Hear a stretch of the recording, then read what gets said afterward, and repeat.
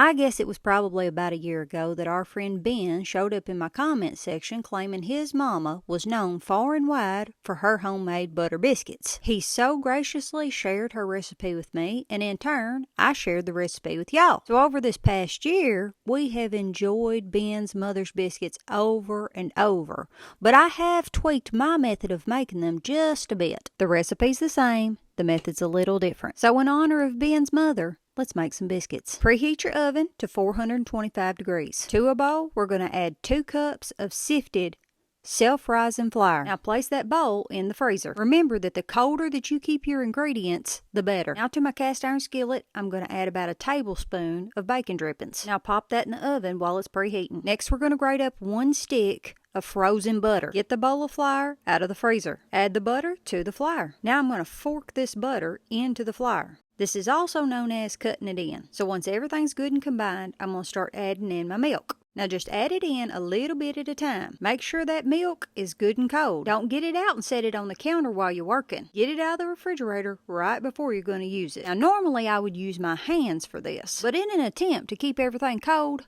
I started using a fork for this. So just take your fork and lightly turn your flour over into your milk. Now the original recipe calls for 1.25 cups of milk or buttermilk, but I just eyeball it and add a little bit until the dough starts to form. This is what it should look like when it's ready. Alright, now we're going to flour a clean surface, flip your dough out. Now we're going to form the dough and then we're going to fold it 12 times. If your dough gets sticky, add flour to it. Now while we're handling the dough, we want to be real light with it. If you play with the dough trying to make it pretty, you're probably going to end up with flat biscuits. So just be real light with your hands, fold it over, pat it down, then do it again. And then on that 12th time, if it needs to be smoothed out, smooth it out a little bit. Now stick the cutter into the freezer until you're ready to use it. Dip the cutter into the flour so that it's completely coated. Now cut out your biscuits. Straight down, straight back up. Next we're going to get our hot skillet out of the oven, but please be careful because it will burn you. Place your biscuits in. I like for mine to be touching, but that is just personal preference. Now I'm going to pop that into the oven. Now I'll let mine cook at 425 degrees for 15 minutes. Then I turn the broil on until the tops get golden brown. The time might vary on your oven, so be sure that you keep your eye on it. Oh, and here's a big shout out to Ben